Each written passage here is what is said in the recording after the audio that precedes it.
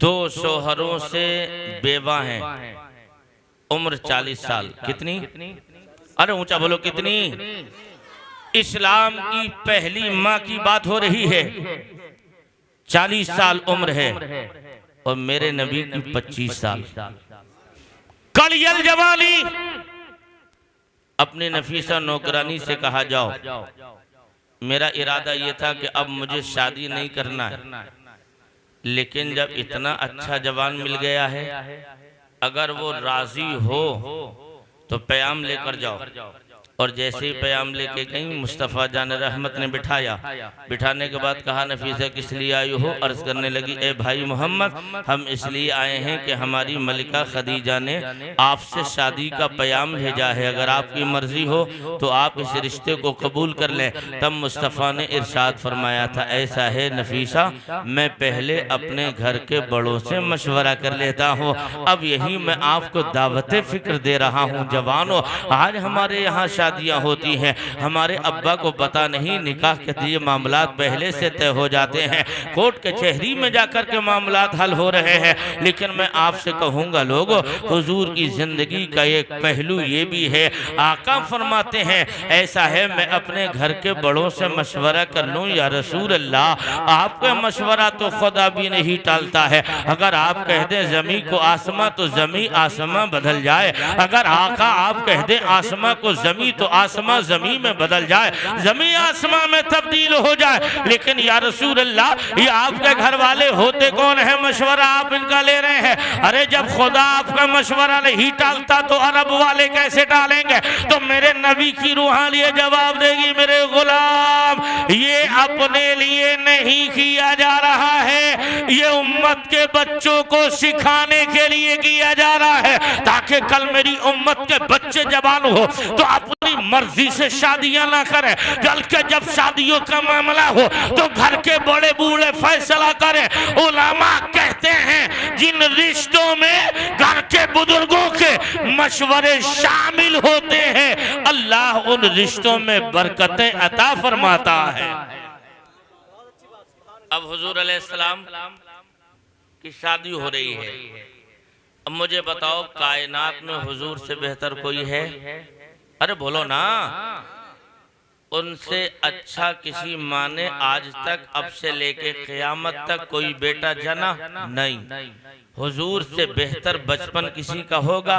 नहीं। हुजूर से बेहतर किसी का लड़कपन होगा? नहीं। हुजूर से बेहतर किसी की जवानी होगी? नहीं। लेकिन मुस्तफ़ा जाने रहमत 40 साल की खदीजा से, दो शोहरों की बेवा से आका निकाह कर रहे हैं। अब उस जमाने में 25 साल का जवान, आज हमारे यहाँ हाल तो ये हो गया, अगर किसी की बीवी, किसी की बेटी का शादी हो, शादी के बाद शोहर से तलाक हो जाए या उसका इंतकाल हो जाए, बेवा हो जाए, उससे आज का जवान उस बेवा औरत से शादी करने को तैयार नहीं। अरब का वो दस्तूर था, अगर किसी का शौहर इंतकाल कर जाता तो लोग उसके शौहर की चिता पर या तो उसे जिंदा जला देते थे, या उसके चेहरे पे कालिख लगाकर गधे या खच्चर पे बिठाकर उसे जलील और रुसवा करके गली गलियारों में घुमाया जाता था। ये अरब का दस्तूर था। ऐसे माहौल में बेवा को किस कदर मनहूस समझा जाता है, बेवा को किस कदर नहूसत लोग जान रहे हैं। लेकिन अल्लाह के पैगंबर ने 25 साल की उम्र में 40 साल की खदीजा से निकाह फरमा कर पूरी दुनिया को मिजाज दे दिया। वो दुनिया वालों याद रख लेना, ये औरत पैर की जूती से ठोकर लगाने के लायक नहीं, सीने से लगाने के लायक होती है। आका ने सीने से लगाकर औरत को इज्जत दी है, आका ने सीने से लगाकर बेवा को वकार दिया है, आका ने सीने से लगाकर उन्हें इज्जत और मर्तबा और मनसब अता किया है। अब मुस्तफ़ा जाने रहमत के गुलामों, अब खदीजा का पस मंजर भी सुन लो। ये खदीजा कोई आम औरत नहीं थी। खदीजा आम औरत नहीं बल्कि हजरत सैयदना अबू बकर सिद्दीक कहते हैं मैंने कलमा नहीं पढ़ा था लेकिन दोस्ती मेरी मोहम्मद से पुरानी थी, उठना बैठना उनके साथ था, खाना पीना साथ में था। लेकिन मैंने देखा जब मुस्तफ़ा जान रहमत अलैहिस्सलाम की शादी हो रही है, आका ने हजरत खदीजा से निकाह फरमाया, अबू तालिब ने खुतबा निकाह पढ़ा। उसके बाद कहते हैं मुस्तफ़ा जान रहमत अलैहिस्सलाम के ताल्लुक से हिस्ट्री में लिखा गया सरकार अक़दस अलैहिस्सलाम के घर हजरत खदीजा दुल्हन बनकर आ रही है। लेकिन इस दुल्हन का पस मंजर तो देख लो। हजरत सिद्दीक अकबर कहते हैं खदीजा के पास इतनी दौलत थी, अगर वो दौलत अपने घर के आंगन में रख देती, अगर 8-10 फीट का जवान दाईं तरफ खड़ा हो जाता, 8-10 फीट का जवान बाईं तरफ खड़ा होता और सोने चांदी का इतना ऊंचा ढेर होता कि दाईं तरफ रहने वाला बाएं तरफ वाले को नहीं देख पाता और बाईं तरफ वाला दाईं तरफ वाले को नहीं देख पाता। इतनी दौलत है जनाब खदीजा की। लेकिन आई है मुस्तफ़ा जान रहमत के हरम में, मुस्तफ़ा जान रहमत के निकाह में आ गई है हजरत सैयदा खदीजा। अब मैं आपसे कहूँगा लोगों, जब खदीजा हुजूर के निकाह में आ गई, अब वो खदीजा जिसके आगे पीछे नौकर चल रहे हैं, जो चांदी की प्लेटों में सोने के चम्मचों से खा रही हो, जो मखमल पे चलने वाली हो, कालीनों पे जिसके कदम रख रहे हो, रानी की तरह जिंदगी जीती हो, आज मुस्तफ़ा के हरम में आई है तो यहाँ पे बज़ाहिर तो ऐसे हालात नहीं है, लेकिन उसके बावजूद मिजाज कैसा, ये अरसमा जैसा मिजाज मुस्तफ़ा के निकाह में आकर कितना पस्त हो गया। अब हिस्ट्री का जायजा लो, इधर निकाह हो गया, इधर अरब के अंदर एक कहावत थी, लोग मुस्तफ़ा को चिढ़ा रहे हैं, जिधर हुजूर को देखा ताना दिया जा रहा है। लोगों पता नहीं है आज मक्के में जुल्म हो गया। वो जुल्म ये है, एक अमीर औरत है, गरीब शौहर है, अमीर औरत है, गरीब शौहर है, मालदार औरत है, गरीब शौहर है। जब हुजूर लोगों के ताने सुने और सरकार घर आ गए, हजरत खदीजा ने मुस्तफ़ा के चेहरे को देखा और अर्ज किया था, ए अल्लाह के प्यारे हबीब, आपके चेहरे पे कुमलाहट कैसे है? तो मेरे नबी ने इरशाद फरमाया, ए खदीजा मक्के वाले ताने दे रहे हैं, कोई कहता है गरीब शौहर है, मालदार औरत है, मक्के में जुल्म हो गया। खदीजा को निकाह करना था, मोहम्मद ही बचा था। अगर खदीजा को निकाह करना था, फला अमीर का बेटा था, फला अमीर का बेटा था, फला अमीर का बेटा था, लेकिन मोहम्मद से निकाह करके उसने कितना बड़ा जुल्म किया है। ए खदीजा ये ताने दिए जा रहे हैं। अब हजरत खदीजा ने अपने खानदान के मक्के के चंद लोगों की दावत की है, अमीरों की, और दावत करने के साथ आपने खाना खिलाया, अपने नौकरों से कहा घर का सोना आंगन में रख दो, घर की चांदी आंगन में रख दो। अब सोने चांदी का ढेर लग गया और लगने के बाद सबकी नजरें इस तरफ लगी हुई है। हो सकता है खदीजा सोना बांटे, हो सकता है खदीजा चांदी दे, लेकिन जब सोना चांदी आंगन में रखा तो हजरत खदीजा ने लोगों से मुखातब होके कहा, लोगों आज के बाद मेरे शौहर मोहम्मद को गरीब मत कह देना, मैंने सारे सोने चांदी का आज से मोहम्मद को मालिक बना दिया। सुभान अल्लाह, नारे तकबीर, नारे रिसालत, नारे हैदरी, शान हजरत खदीजतुल कुबरा, शान मोहम्मद मुस्तफ़ा, नारे तकबीर। ये हुजूर की जिंदगी का वो चैप्टर है लोगों। सरकार अलैहिस्सलाम का निकाह हो गया, मुस्तफ़ा के हरम में आ गई हैं हजरत खदीजा। अब जैसी खदीजा आई हैं हुजूर के निकाह में, मुस्तफ़ा के हरम में आने के बाद हिस्ट्री बता रही है हजरत हलीमा सादिया को ये पता चला मेरे बेटे मोहम्मद की शादी हो गई है, शादी हो गई है। चलो मुबारकबाद पेश कर दी जाए। अल्लाह अकबर। शादियों के बाद मुबारकबादी का दौर चलता है, हमारे यहाँ भी चलता है, लेकिन वो शादी मुस्तफ़ा जान रहमत की है। आई हैं हजरत हलीमा सादिया, जिन्होंने बचपन में मुस्तफ़ा जान रहमत को दूध पिलाया था। जैसे ही दरवाजे पे आई दस्तक दिया और दस्तक दी तो मुस्तफ़ा जान रहमत अपनी शरीक हयात हजरत सैयदा खदीजा के साथ हैं। सरकार ने ये इरशाद नहीं फरमाया ए खदीजा तुम दरवाजे पे जाओ और जाकर के दरवाज़ा खोलो, लेकिन ये तमाम बातें न कह के मुस्तफ़ा खुद चले हैं।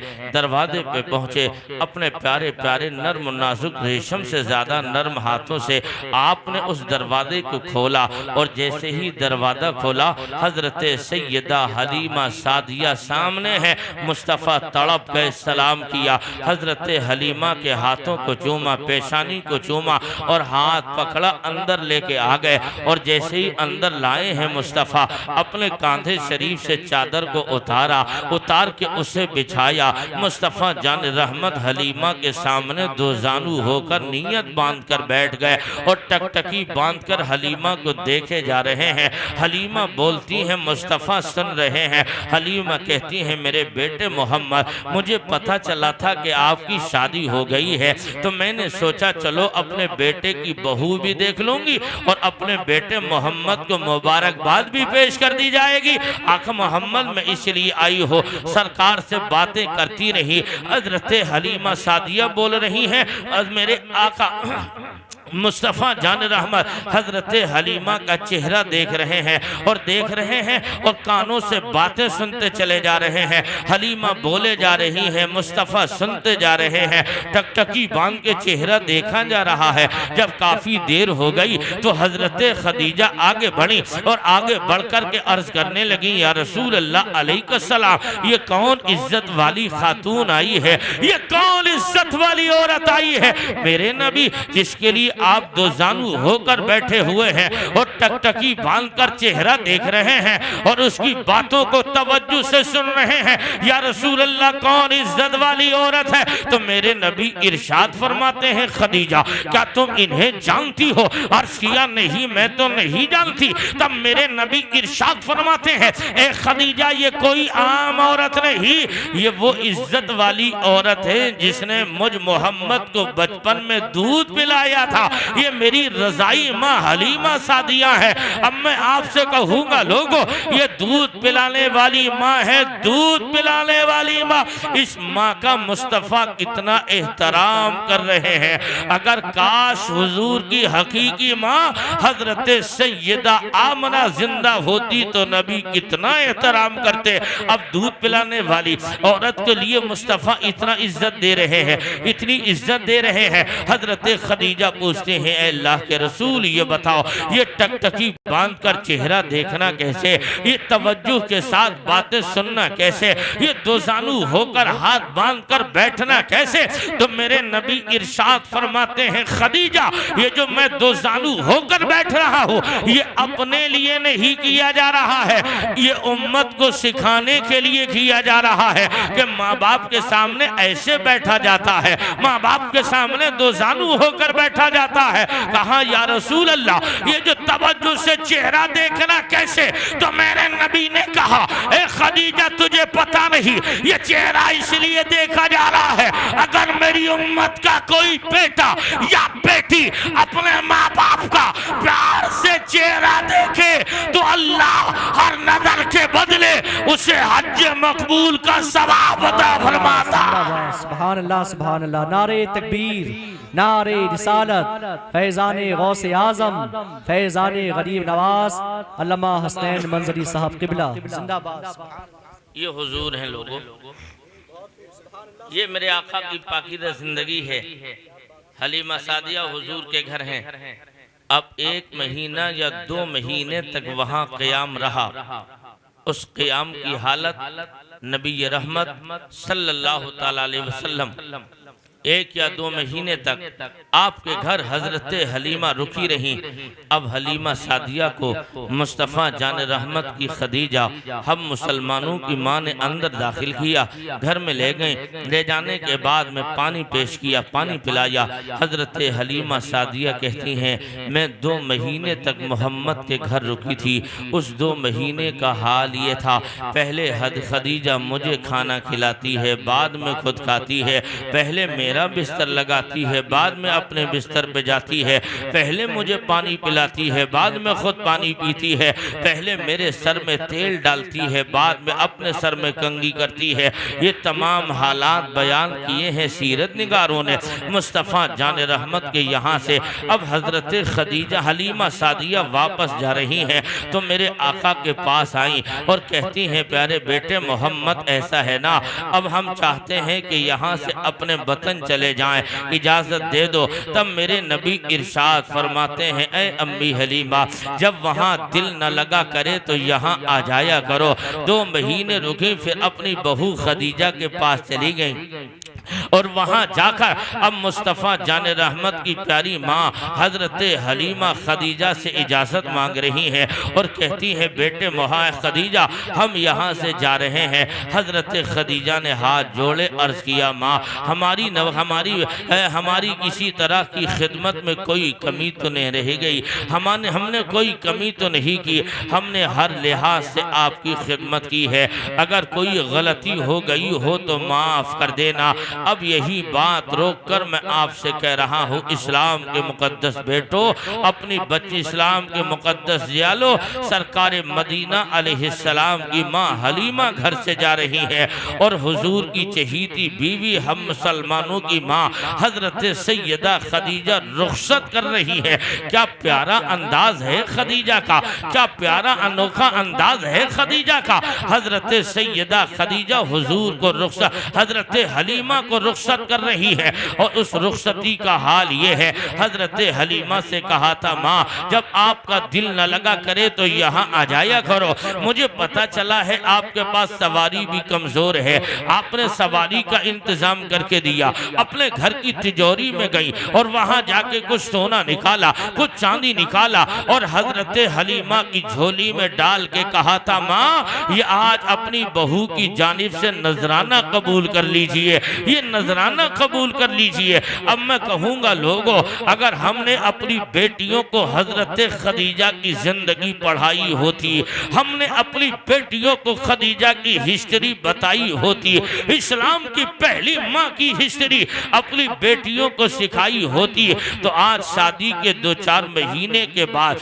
बेटा अलग नहीं होता, उसका खाना अलग नहीं बनता, घरों के अंदर इख्तिलाफ पैदा नहीं होता। आखिर हमने कहीं ना कहीं तो कमी की है। ये इस्लाम की वो बेटी है, मुस्तफ़ा जान रहमत अलैहिस्सलाम के प्यारे गुलामों, सरकार की जिंदगी और आपकी प्यारी चहीती हजरत खदीजा की जिंदगी आइडियल है उम्मत की बेटियों के लिए। हजरत खदीजा हजरत हलीमा का कितना एहतराम कर रही है। 2 महीने तक रुकी है तो खाना खिलाया, पानी पिलाया, बिस्तर लगाया, सर में तेल डाला है, सारी खिदमतें की हैं, लेकिन उसके बावजूद जा रही है। तो आपने कहा था अगर गलती हो गई हो तो माफ कर दीजिएगा। अब मैं कहूँगा लोगों, ये इस्लाम की पहली माँ हजरत खदीजा की जिंदगी है, आप कैसा किरदार पेश कर रही है। अब यही तो हमें जरूरत है इस्लाम की बेटियों, तुम्हें भी जरूरत है। आज तुम अपने बाप के घर हो, कल जब तुम्हारे रिश्ते हो, शादियां हो, किसी के घर की दुल्हन बनो तो मुस्तफ़ा जान रहमत की खदीजा इस्लाम की पहली माँ की जिंदगी अपनी जिंदगी में शामिल करो। जैसे उन्होंने कारनामा अंजाम दिया है, अपनी सास हजरत हलीमा को नजराना दिया है। अब मुझे ईमानदारी से बताओ लोगों, अगर हमारे घर की बहू अगर अपनी सासों को नजराना देने लगे तो यकीनन घरों में इख्तिलाफ नहीं होगा, घरों में इंतशार का माहौल नहीं होगा, घरों में विवाद पैदा नहीं होगा। लेकिन हाँ, एक बात और ये है, ताली हमेशा एक हाथ से नहीं बचती, जरूर दोनों हाथों को मिलाया जाता है। लेकिन जहां तक बहू का मामला है तो बहू को चाहिए कि वो भी इज्जत करे, और सास को चाहिए जितनी इज्जत अपनी बेटी की करती है उतनी ही इज्जत अपने बेटे की बहू की करे, ताकि दोनों के दरमियान जो मवाखात का मामला है, जो बराबरी का मामला है, अगर एक की नजर ऊंची हो और दूसरे की तरफ नीची हो तो इख्तिलाफ पैदा होगा। अगर इख्तिलाफ से घर को बचाना है तो मोहब्बत की नजरों से देख ले, अपनी बेटी की जितनी इज्जत करती है, जितना प्यार करती है, उतने ही अपने बेटे की बहू का कर। और जब ये अंदाज होगा तो घर जहन्नम नहीं, घर जन्नत की तरह गहवारा बन जाएगा।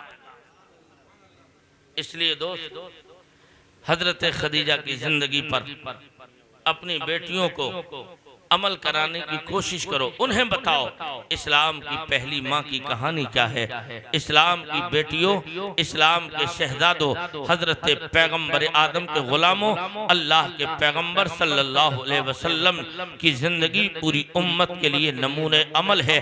आकाए कायनात के बारे में, मुस्तफ़ा जान रहमत के बारे में कुरान कहता है, लक़द काना लकुम फी रसूलिल्लाहि उस्वतुन हसना, तुम्हारे लिए तुम्हारे नबी की जिंदगी बेहतरीन नमूना है। अगर अल्लाह नेमत वापस ले तब भी अल्लाह का शुक्र अदा करो। लोगों, ये जिंदगी खुदा की नेमत है। लोगों, ये जिंदगी खुदा की नेमत है। अगर खुदा चाहता तो बच्चा पैदा हुआ उस वक्त भी वो मौत दे सकता था। अल्लाह चाहता तो 2-4 महीने की उम्र हुई तब मौत दे सकता था। अल्लाह चाहता आपका बच्चा 10-15 साल का होता तब खुदा मौत दे सकता था। लेकिन अल्लाह ने आपके बच्चे की उम्र 25 साल के करीब की। आपके इस बच्चे के सर पर सेहरा सजा हुआ है। खुदा इस पर भी कादिर है कि वो जब चाहे तो उसे मौत दे सकता है। लेकिन अल्लाह का हमें शुक्र अदा इसलिए करना चाहिए, अगर खुदा चाहता तो बचपन में मौत दे देता।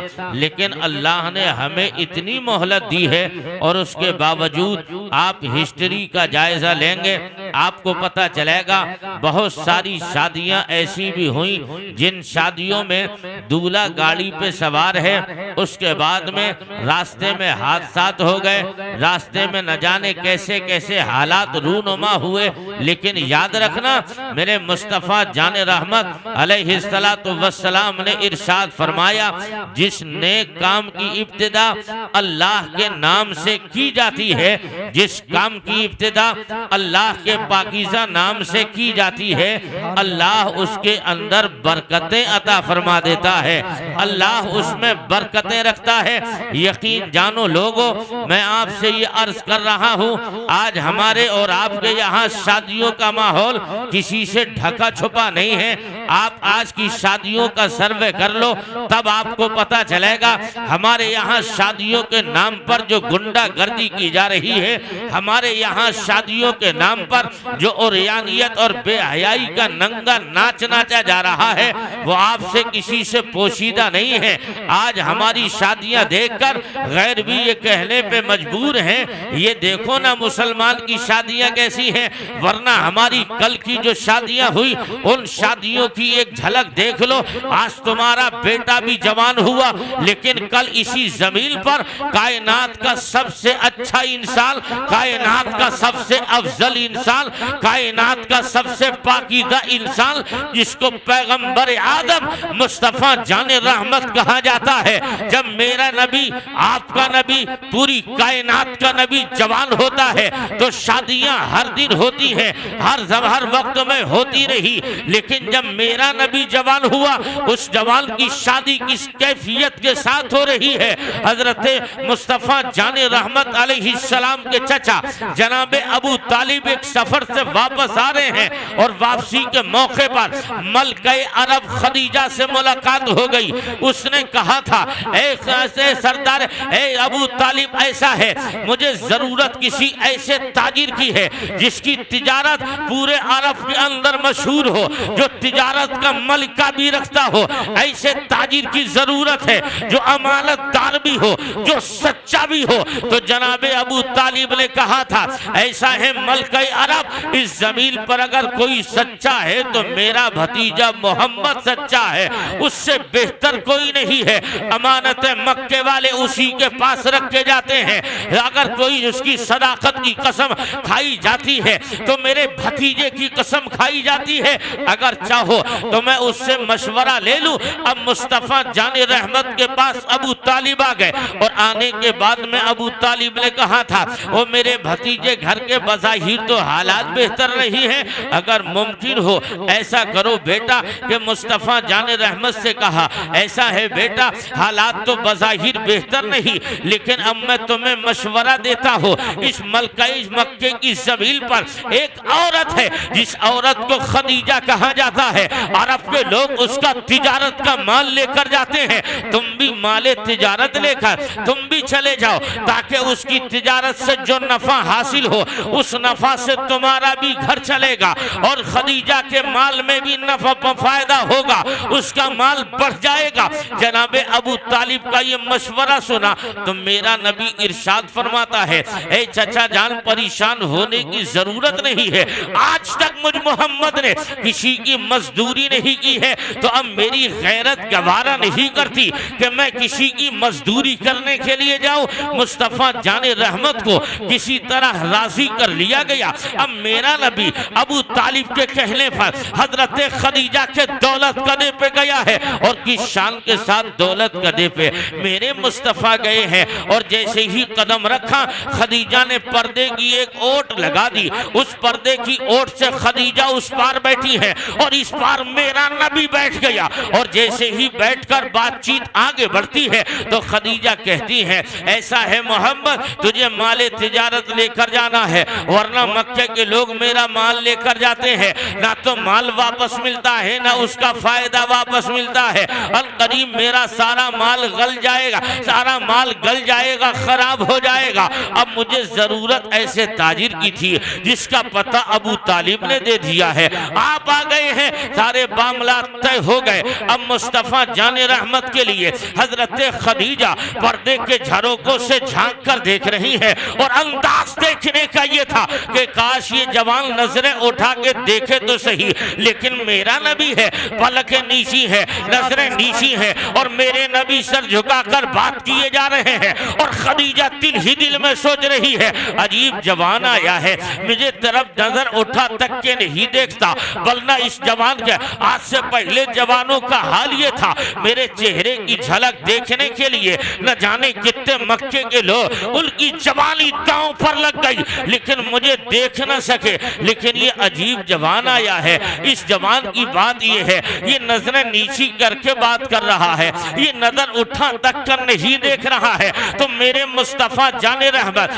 अलैहिस्सलाम की नजरें झुकी हुई है और इस अंदाज से बात हो रही है। अब मेरा विजदान कहता है ओ मलके अरब खदीजा ये नजर उठा के कैसे देखेगा। इस पैगंबर ने अपने मानने वालों को यहाँ ये दर्श दिया है कि जब तुम रास्ता चलो तो अपनी नजरें नीची करके चलो। तो सहाबा ने अर्ज किया आका नजरें नीची करेंगे तो मिलेगा क्या। तो मदीने वाले ने कहा अगर नजरें नीची करके चलोगे तो फायदा ये होगा अल्लाह तुम्हारी इज्जत भी सलामत रखेगा और दूसरे की इज्जत भी सलामत रह जाएगी। नारे तकबीर, नारे रिसालत, नारे हैदरी।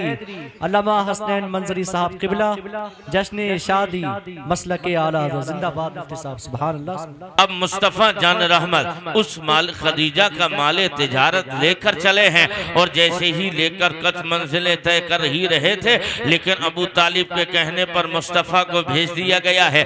खदीजा भी तैयार हो गई हैं और जब चलने लगे मुस्तफ़ा जान रहमत तो खदीजा ने अपने गुलाम मैसरा को बुलाया और बुलाने के बाद कहा था मैसरा ऐसा है ना, मैंने तुझे मोहम्मद के साथ भेजना है, लेकिन काम तेरा ये है, तुझे मोहम्मद का उठना देखना है, मोहम्मद का बैठना देखना है, मोहम्मद का खाना देखना है, मोहम्मद का पीना देखना है, मोहम्मद के शबो रोज देखना है, और आकर मुझे बताना इनमें अच्छाइयाँ कितनी है, इनमें खराबियाँ कितनी है, और जब सारी चीजें बताना अब मैं फैसला करूंगी कि करना क्या है। अब मैसरा आगे आगे साथ में नबी के चल दिया है और माले तिजारत लेकर चल रहा है। चंद मंजिलें तय ही की थी, इतने में एक गिरजा घर है, उस गिरजा घर के सामने एक पेड़ है, उसके नीचे मेरे नबी ने क़याम कर लिया, और जैसे ही सरकार ठहरे हैं कुछ देर के बाद गिरजा घर का राहिब नस्तूरा निकलता है, आकर के कहने लगा ए जवान ये तो बता ये पेड़ के नीचे इंसान है कौन जो बैठा हुआ है। तो वो नस्तूरा से मैसरा ने कहा था ये कोई आम इंसान नहीं, ये मक्के का जवान, इसका नाम मोहम्मद है, इसका बाप का नाम अब्दुल्ला है। कहा ऐसा करो मैंने आसमानी किताबें पढ़ी है, ज़बूर मैं जानता हूँ, इंजील मैंने पढ़ी है, तौरात मैंने पढ़ी है, तो क्या मेरा इल्म ये कह रहा है, मैंने किताबों में ये पढ़ लिया है इस पेड़ के नीचे आकर वही आराम करेगा जो अल्लाह का आखिरी नबी बन के आया होगा। जब इतना कहा था तो मैसरा कहने लगा मैं इतना तो नहीं जानता नबी है या नहीं है, अलबत्ता इतना जानता हूँ ये अरब के सबसे अच्छे इंसान है। तो उस नस्तूरा ने कहा था ऐसा है मैसरा, अगर मैंने जो अलामतें पढ़ी है अगर वो इसके अंदर पाई जाए और तुम उनको जानते हो तो हाँ में जवाब देना, अगर उनमें वो बातें ना हो मैं जो बोल रहा हूँ तो तुम ना में जवाब देना। इतना सुनना था। अब ये कहने लगा नस्तूरा राहिब ऐसा है ना मैसरा, क्या ऐसा तो नहीं हुआ ये अपनी माँ के पेट में हो और अल्लाह ने इनके सर से इनके बाप का साया उठा लिया हो। कहा बिल्कुल ऐसा ही है। कहा और तो बताओ क्या बात है। कहा ऐसा तो नहीं हुआ कि ये 6 साल की नन्ही उम्र में हो और इनकी माँ का इंतकाल हो गया हो, 8 साल की उम्र में दादा चल दिए हो। कहा हाँ हाँ बिल्कुल ऐसा ही है। तो अब मस्तूरा कहने लगा मैसरा ऐसा करो ना, आखिरी निशानी और है, इस मोहम्मद को लेकर हमारे गिरजा घर की तरफ चलो। अब मुस्तफा को ले जाया जा रहा था और आका आगे आगे चले हैं, और जैसे ही गिरजा घर के करीब पहुंचे हैं मुस्तफा के कदमों की धमक पूरे गिरजा घर के अंदर जलजला पैदा हो गया। तो नस्तूरा कहने लगा वापस ले चलो, मैं अपनी मुराद को पहुंच गया। और जैसे ही वापस ले जाया गया फिर नस्तूरा कहने लगा ऐ मैसरा मोहम्मद के बदन से कपड़े उतरवा दो और कपड़े उतरवा के मुझे आखिरी निशानी दिखा दो।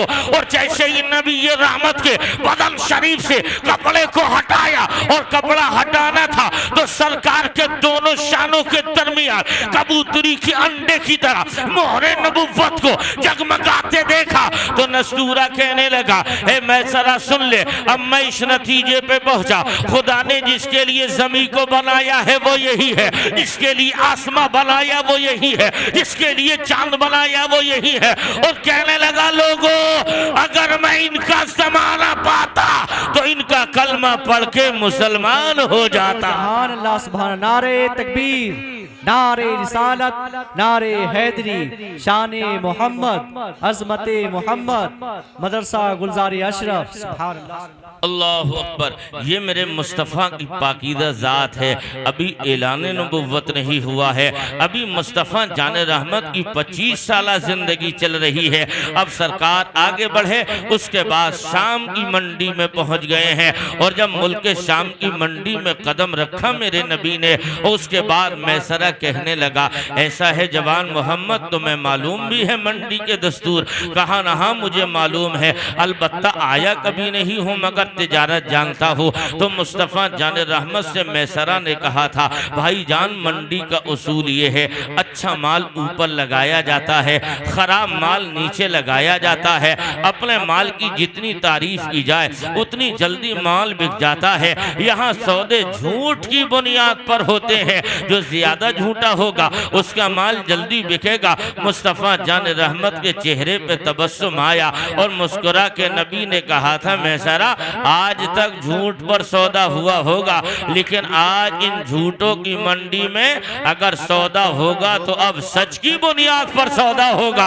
अब मैं आपसे कहूँगा लोगों, अगर उन झूठों की मंडी में अगर पहली बार कोई सच बोला है तो आमना का लाल बोला है। मुस्तफ़ा सच्चाई की बुनियाद पर सौदा कर रहे हैं। अब मंडी का दस्तूर ये होता है, जब माल खरीदा जाता है, माल लिया जाता है, तो देने वाला पहले माल को उलट के देखता है, पलट के देखता है, अच्छा कितना है, खराब कितना है, इसमें फायदा कितना होगा, अगर ना बिका तो नुकसान कितना होगा। हर चीज पर लेने वाले की नजर रहती है। लेकिन मैसरा कहता है, मैंने आज से पहले भी सफर किया है, आज से पहले भी मैं मंडी में आया हूँ, लेकिन यहाँ तो हासिल मामलात ही अलग है। कहा क्या देखे हो तुमने? तो मैसरा कहता है, मैंने इस नतीजे पे पहुंचा, देखा ये है, आज से पहले जो लोगों के साथ आया तो लाताजी लोग आते हैं, माल को उलटते हैं, पलटते हैं, पलटते हैं, उलटते हैं, तब कहीं सोचो विचार के बाद माल खरीदा जाता है।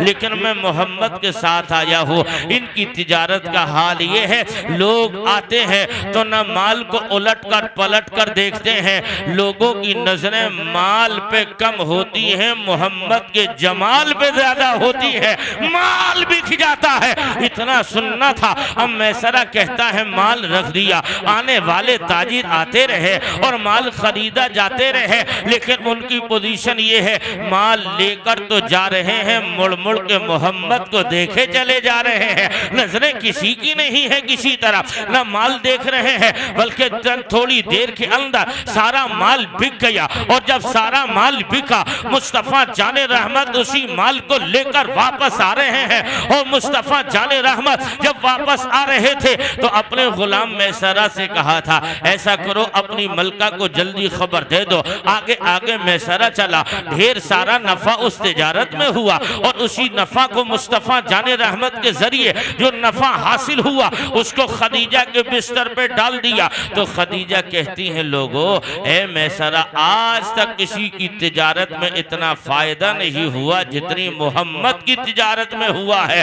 जब इतना सुना उसके बाद अंदर कमरे में ले गई मैसरा को और कहा था, मैसरा मेरा मकसद माल कमाना नहीं है, मेरा मकसद फायदा हासिल करना नहीं है, मैंने तुझे जो काम दिया था वो ये था, मैंने ये कहा था तुझे मोहम्मद का उठना देखना है, मोहम्मद का बैठना देखना है, मोहम्मद का खाना देखना है, मोहम्मद का पीना देखना है, मोहम्मद का चलना देखना है, मोहम्मद का सोना देखना है, मोहम्मद की लोगों से गुफ्तगू के अंदाज देखना है, और आखिर में आके ये बताना है इनमें अच्छाइयाँ कितनी हैं, इनमें बुराइयाँ कितनी हैं। और जब ये सारी बातें सुनने के बाद मैसरा ने कहा था, ओ मलका अरब खदीजा क्या बात करती है, किसकी बात कर रही हो, उनकी अच्छाइयों और बुराइयों की बात कर रही हो। तो मैंने ये देखा, जब मैं तुम्हारे घर से चला, जंगल में चलता रहा और उस जंगल में चलते चलते मैं इस नतीजे पे पहुंचा, जहाँ पे पेड़ थे वहां तो पेड़ों का साया था,